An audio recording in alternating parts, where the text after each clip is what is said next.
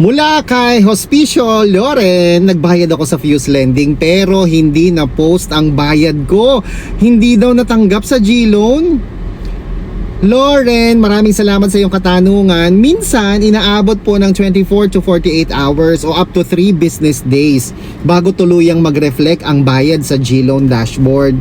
Kung lagpas na po sa time frame na ito, i-secure nyo po ang inyong resibo o reference number. Mag-submit po kayo agad ng ticket sa GCash sa help center po, sa loob ng app po yan, at i-attach po ninyo doon ang proof of payment para ma-investigate nila directly sa Fuse Lending. Kung meron po kayong resibo o reference number ng inyong pinagbayaran, mag-file na po kayo ng ticket sa help center ng GCash app at i-attach nyo po doon yung screenshot ng proof of payment para ma-report po nila sa Fuse Lending at ma-update po nila ang inyong G-Loan. At saka wag po kayong mag-alala basta't may resibo po kayo.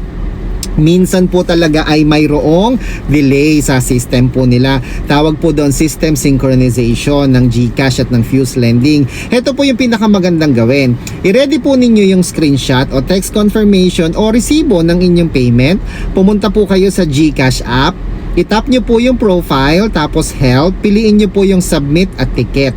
Ilagay po ninyo sa ticket na nagbayad kayo sa G-Loan pero hindi po nag-reflect at i-attach po ninyo ang screenshot ng resibo. Sila po ang may access sa system para manual na ma-post ang inyong mga ibinayad. Ako po si Chico. Enjoy the rest of the day. Tingnan mo, mag-host ako ng kasal, guys.